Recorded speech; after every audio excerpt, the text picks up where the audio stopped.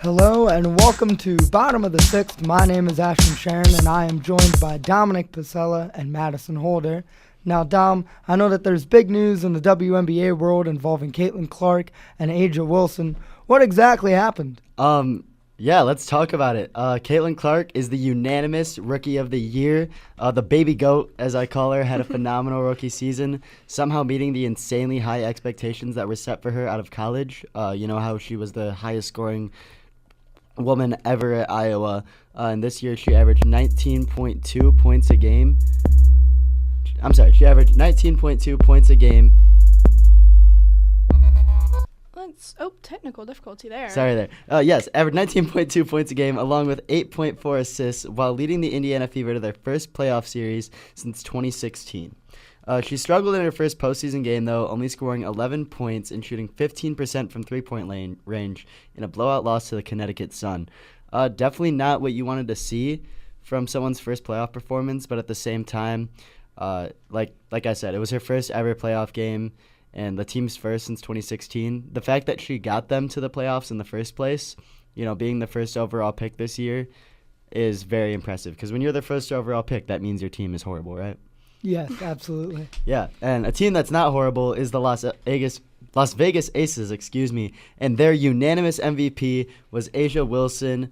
Just another player with unanimous honors this season. She was the first player to score 1,000 points in a season in WNBA history. She won her third WNBA MVP award, and she's seeking a three-peat for the WNBA Finals after back-to-back victories for the Las Vegas Aces last year. Last week, I called Caitlin Clark the LeBron of the WNBA, but do you guys think that this would make A'ja Wilson the Michael Jordan, or is it too soon to say? You want to go ahead? Yeah, I mean, I'll say I think it's a little too soon to tell. I mean, obviously, Caitlin Clark, the hype is real, and we've kind of seen the flashes, and that's why she was the unanimous Rookie of the Year decision. But comparing anyone to LeBron, I mean, it's such a high standard, just what he's been able to do to elevate the game of basketball as well. I think it's a little bit too soon to say, but I think she could potentially head in that trajectory. I think while it is too soon to say from a point perspective, I think that both of these women have done so much to elevate the game of women's basketball as a whole. I know that they have inspired so many people to watch basketball, and they've brought such a new light physically, and just the spirit of the game is so different with both of these women playing, especially Caitlin Clark. So I think that it is too soon to say from a point perspective, but I love to see all that they're doing for the WNBA, inspiring others, bringing a new light to the game for sure. Yeah, I love the fact that people are caring about women's basketball. Yeah. I said that last week, but it's just so funny to me how the only things that you'd see on Twitter about women's basketball were men saying, "Oh, I'm not going to watch it, and WNBA sucks." But now people are calling players trash because they genuinely care about the players. They're watching the game and being like, "Oh, this player sucks. She's no good." But it's for the right cause. It's hating, but in the right direction, if that makes sense. Yeah. Absolutely. So I'm excited about it. Another thing that I'm excited for is the Gritty Tigers, the Detroit Tigers. You guys can't see it right now, but I have the big Old English D on my head. He is Pause. decked out. Whoa, he's decked out right now. I am. Go Tigers. After being written off and counted out by fans and media alike, the Detroit Tigers are in the hunt for an American League wildcard spot, and I just can't understate my excitement. The boys have a record of 27-11 since August 11th. A lot of 11s, and have become the hottest team in baseball. Everybody's talking about them. Tigers are tied for second in the AL wildcard spot with the Kansas City Royals, whom they swept last week. And on August 5th, the Tigers had a 0.2% chance of making the playoffs. Now they're at 71%. Do you guys think the Tigers can stay hot going into October, or is this just a flash in the pan? I think they can stay hot going into October. I think you also have to look at who their star players are. And the one guy that really stands out is pitcher Tariq Skubal. There's a reason he's a Cy Young candidate. I mean, the guy is just so good, so dominant on the mound. I think everything relies on him, and if his confidence stays up and his performance stays up, it just really seems to elevate the team around him. And, so I say they can stay hot going into October as long as Skubal does. Yeah, and I think a person that took away that confidence is Javi Baez. He was just a terrible fit for the team. Once he got hurt, it's unfortunate that he did get hurt, but once he did, the team just started playing at a whole different level. called up a lot of guys from the minors like Jace Young, Trey Sweeney, and now Jackson Jobe, who might be one of the best prospects in baseball right now. So it's just super interesting to see how this youth movement is kind of taking over and just elevating the Tigers to another level. And like you said, Scooball's a big reason for that. In Detroit sports radio, I used to hear it all the time when I lived in Michigan, that Scooball's the future, and it was 50-50 on whether or not to just trade him and get pieces that we need, or that they need, or keep him, let the team ride out and see what they could do, and that's what they did. And right now they're looking at being a wild card team and hopefully more. Yeah, absolutely. And then let's take it here to the NL. The Mets are grimacing it up. The Mets, out Grimace. They seem to be out of it until June 12th, 2024, where their savior grimaced throughout the first pitch. And another key thing, I think, for them was they moved Lindor to the leadoff spot. And since they really have done that, the whole team's clicked. I mean, Mark Vientos has stayed hot, young third baseman for them. And everyone seemed to write them off kind of like they did with the Tigers, and yet they've bounced back. To me, they're the most exciting team to watch in baseball, but I'm just a fan. So they had a really big series against the Phillies. They took 3 out of 4. They now have to play the Braves in what could make or break their postseason chances. They have the rise of young stud Luis Angel Acuna. So I just want to ask, do you think the Mets can still make it? And if they do, what is the key to success for them in the postseason? And I'm going to answer that question with a question. Who had greater impact, Grimace or Haley Welch? Because they both threw out first pitches, and they both got good after those first pitches. Absolutely. I'm going to say Grimace, man. There's a reason we made the Grimace seat in Citi Field. I agree. So you don't think that there's ever going to be a Talk to a podcast hosted in Citi Field? Sadly, no. Oh my gosh. How unfortunate. Shout out Haley Welch. But anyways, to answer your real question, I think the Mets have a chance. I've never been a Mets hater. They're just always an interesting team. I was a big fan of the Grimace stuff. I think when McDonald's built their franchise around the Mets for a little bit, like all their social media stuff was Mets related. I'm excited to see where they go. I think they're like the National League version of the Tigers, fun and frisky. So I'm excited to see what they could do going forward, but you never know.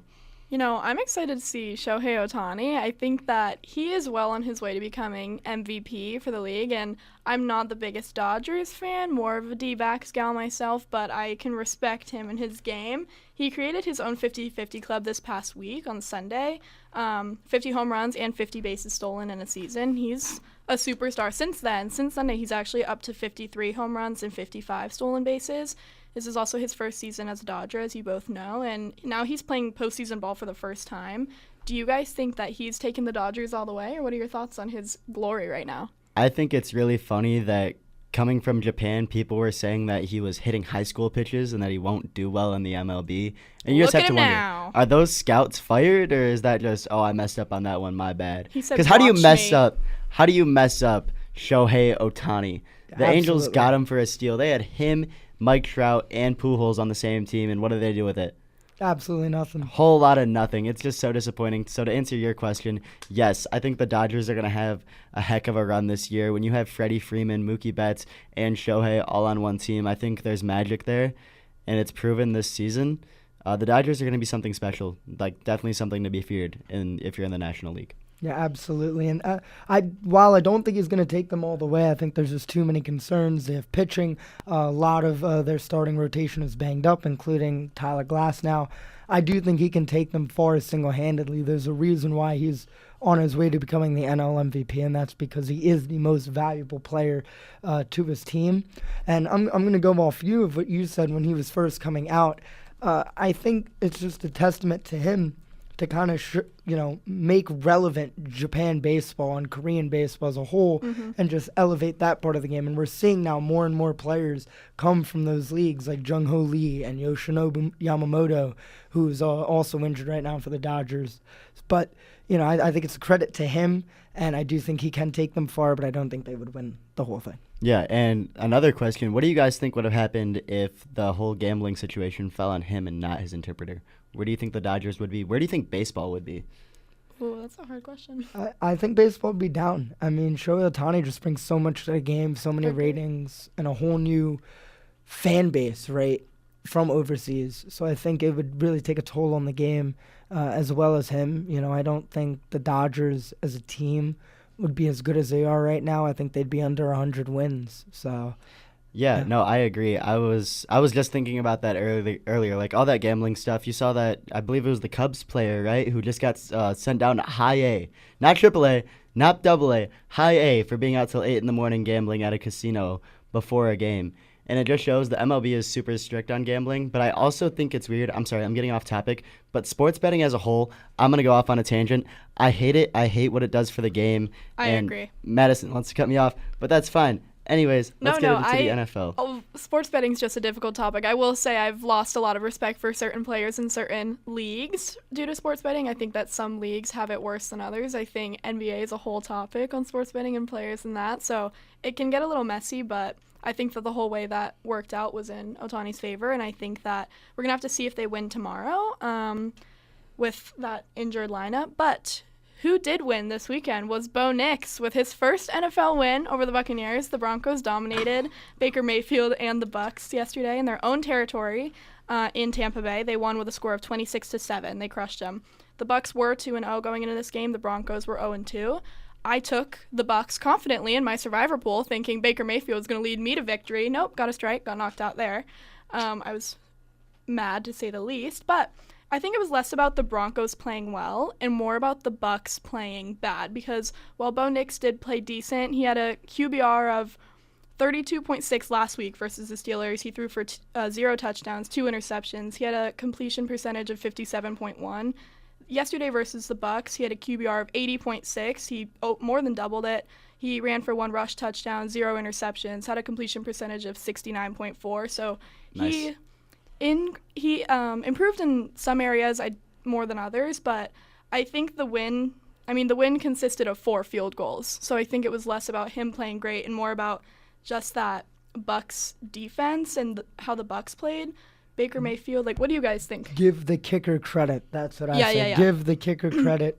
Kickers never get enough love. Yeah, whoever had him in their fantasy team, congratulations. That's all I got to say. Yeah, those 4 field goals, I wasn't expecting them. But prior to the game, Tampa Bay had the 28th ranked defense. They had allowed 381 yards per game. So I think that they just played awful, and that was what contributed more to the Broncos' victory. Broncos defense, meanwhile, only held Tampa Bay to 1 score. Safety Brandon Jones ran an interception for 37 yards. They sacked Mayfield 7 times. So do you guys think that their defense and their kicker contributed more to that win, or do you think Bo Nix had a breakout game? Do you think he's going all the way now? I don't think Bo Nix is going to be anything special in the league. I don't think that's a secret. He was really good at Oregon, but you look at him and Sean Payton's offense, it doesn't work. I don't think Sean Payton is as good as a coach as that 1 Super Bowl makes him to be. I think that 1 Super Bowl is keeping him relevant. And that's why he retired, and that's why he came back with Russell Wilson, who was an extremely talented quarterback in Seattle, and it fell apart. So I don't think it's Bo Nix's fault that he's not doing well, but when you get drafted to a franchise like the Denver Broncos, you're going to sink. Same thing with Bryce Young. Yeah, absolutely. And I agree with the whole Bo Nix take. And the way I look at it is, he's an older quarterback, right? He is, 23, right around there, 23, 24. I believe so, yeah. Yeah, and there's no offense to him, but there's a reason why he couldn't come out prior to that, and it's because he struggled. He was still raw, and he had a lot of things to develop. And the NFL is just such a big jump, so I agree. I don't think he's going to be anything special. I think their kicker and their defense really helped elevate them. However, I do think it's a good sign to kind of see him, maybe run the offense a little bit better. He did prove to be a great rusher yesterday. He had 1 run for a 22-yard gain, so he is good in some aspects, but I think that, I think he was picked number 12 last year. He did come out later for those reasons, so it's going to be interesting to see if he gets any more wins, but interesting for sure. They're definitely going to get more wins, but they're not going to make it out of the AFC West, especially with how they're all looking this year. I think the Chargers with Herbert is going to be something to look at. Herbert! And the Raiders are god-awful, and the Chiefs, I could talk all day about the Chiefs, even though they're not looking as great. Because we want to get to the Panthers. How are you feeling, Ashton? Absolutely. Andy Dalton, man, he had a career day. I told everyone that he was going to outperform Bryce Young. Everyone said it wasn't Bryce Young's fault. I agree I think Dalton proved that maybe it was. He had over 300 yards, 3 passing touchdowns. And what I really liked about his game is he added fluidity to an offense that was in dire need for it. Okay, this offense was flowing. It was moving on all cylinders. The running attack, the passing attack, everything in general. And that's what a veteran quarterback can do for you. And I think Dalton maybe kind of proved that he deserves to continue being the starter. One thing I really wanted to bring up and ask you guys is, do you think benching Bryce Young, looking at it now, is the correct move? Do you think he gets traded? Or if he doesn't get traded, does he start again this season? I don't know if he's going to get traded because he is still so fresh to the league, but I think benching him was 1,000% the right decision. I said it last week on the show that it was breaking news last Monday that he was being benched. Some people were saying he should have been given more time and more opportunities, but if you look at it, I brought this up last week too, Bryce Young has an overall QBR of 8.9, and Andy Dalton from that one game has a passer rating of 86.9, so the difference there is just crazy. That's insane. And I don't know, Bryce Young this whole season has had one rush touchdown. Andy Dalton threw for 3 touchdowns last game. So that gap between them is crazy, and obviously it's going to be there. He is a veteran quarterback drafted in 2011. He's played for a few teams, but I think that's exactly what they needed. And I don't know if Bryce Young's going to touch the field again this year. I think I'm a big fan of let rookie quarterbacks sit behind a veteran for a little while. I agree. Because I think they threw him into the water way too early. The Panthers were in desperate need of just something or somebody. They got rid of Sam Darnold. He's succeeding with the Vikings. They got rid of Baker Mayfield. He's doing very well with the Buccaneers. And I think once they just let things simmer, now that you have an Andy Dalton who had a little bit of success with the Bengals not too long ago, before Joe Burrow, he's going to do okay. You just have to give him time. You have to let him see how to play quarterback in the NFL, because if you just, it's like throwing a kid in the water. They're not going to learn how to swim immediately. You have to teach them first.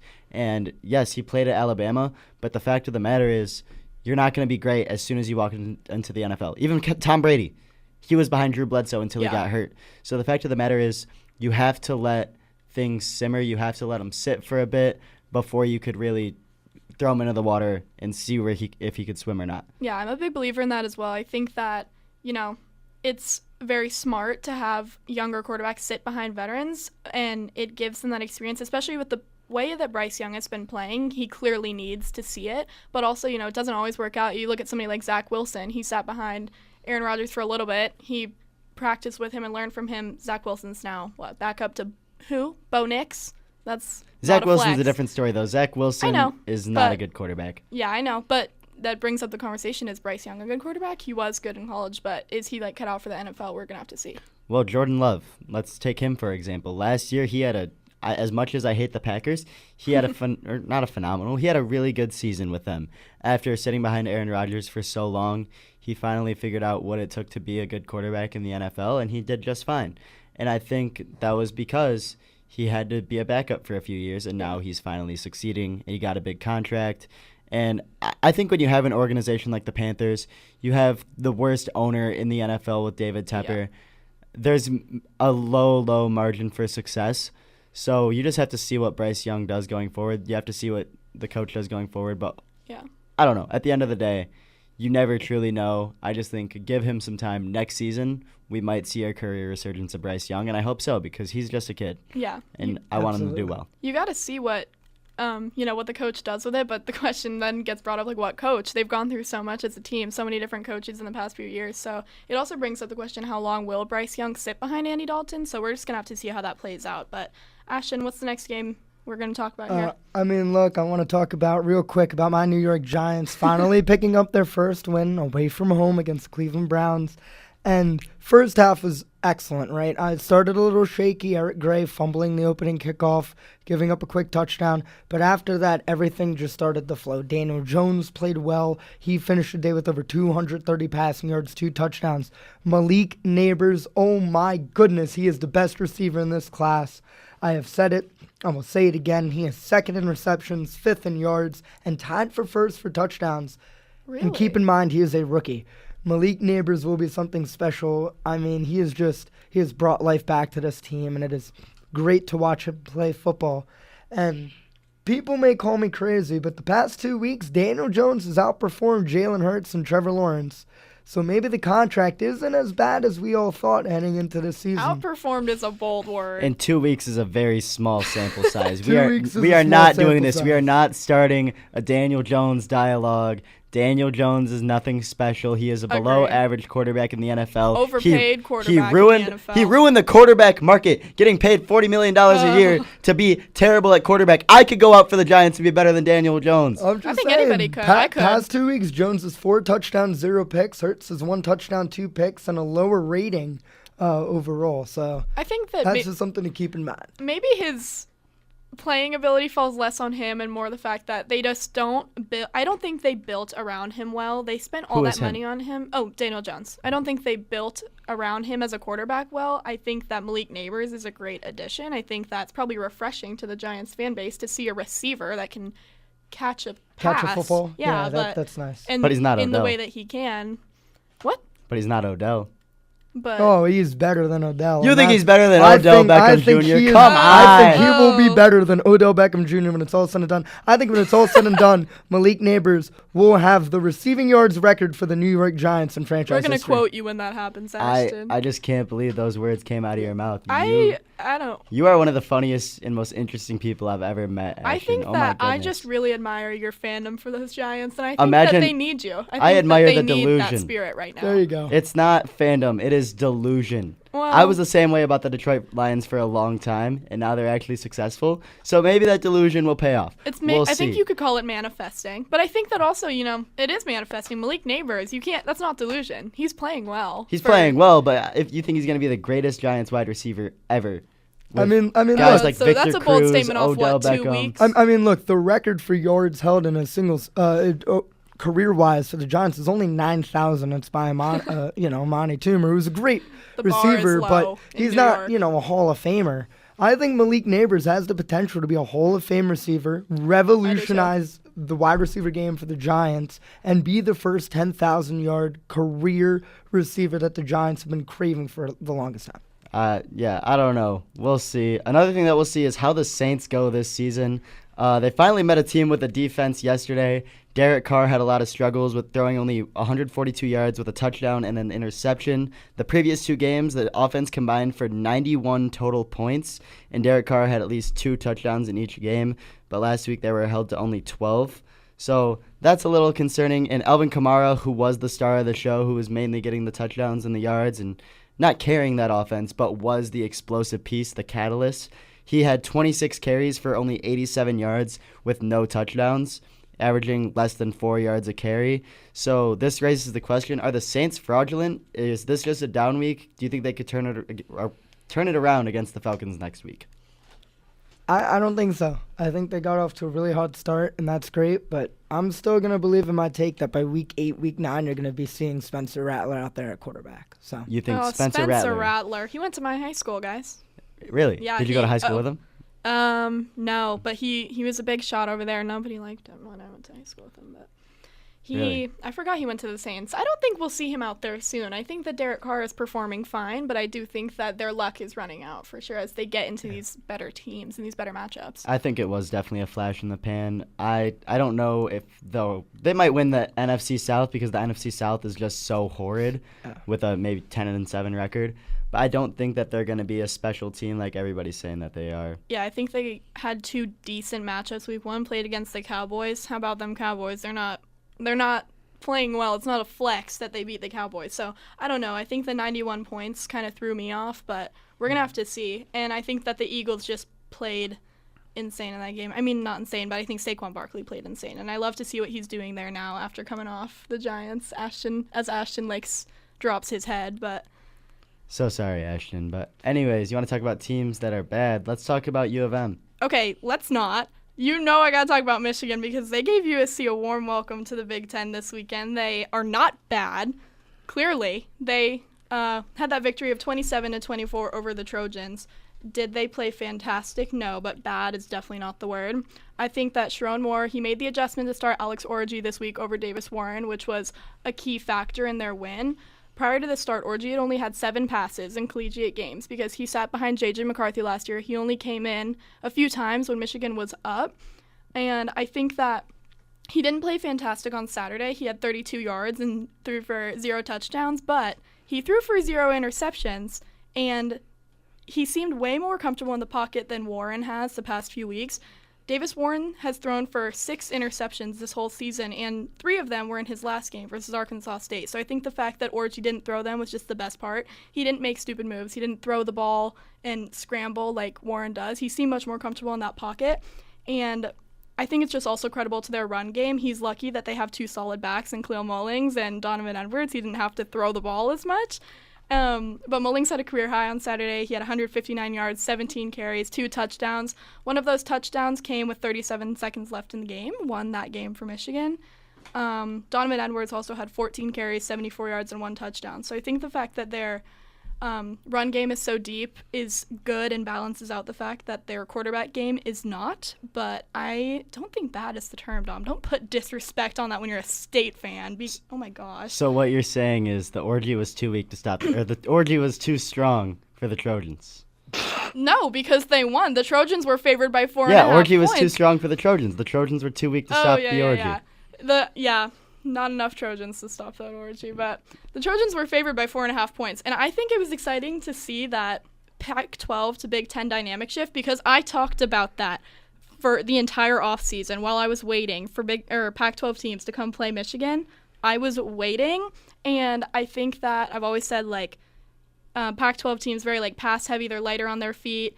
Big Ten football is very, like, nitty-gritty. It's very run-heavy, especially Michigan, and I think that USC proved that difference because they were having a hard time defending that run. I think they weren't prepared for it, and that's part of the reason they lost. I will say that I love Big Ten offense. I love everything about the Big Ten. I love smash mouth football so much. So yes, I do hate the University of Michigan, but I do love the fact that they do play that style of football because in high school we ran the wing tee, the power tee, where we had 3 running backs, no receivers. Yeah. So it just makes me happy to see that that's still going on. Unfortunately, Alex Orji cannot score. There were no orgies in the end zone. Well, they did move up 6 spots in the AP Power Ranking. They moved up to 12 after that victory, and even though they shouldn't have. They have no offense outside of the running attack. But well, their running attack is plenty for me. But, USC, they just didn't perform well. They weren't even on the board until the second half of the game. Michigan's defense was on fire as well. Will Johnson had a pick 6 in the second half, but they missed a point after that also almost sent them to overtime, which I couldn't have handled. So. I cannot stand Will Johnson. Whoa. My school played against him in high school. Whoa. My school played against Will Johnson in high school, and I did not think he was going to be anything special. Like, I'd be on the bench, and people would be like, dude, that's Will Johnson. He's a 4-star. He's going to U of M. So you're bitter. Like, all right, cool. Like, he's not doing anything special. And he really didn't against Lakeview High School because maybe because we didn't throw the ball. But that's besides the point. So you're bitter. Moving on. Will Johnson definitely proved me wrong, though. He is a solid candidate. He's going to be a top 10 pick. He almost got hurt. I mean, he did get hurt in that game. He went out, but then they delivered the news that he's back, and he's not going to miss as much time as they thought.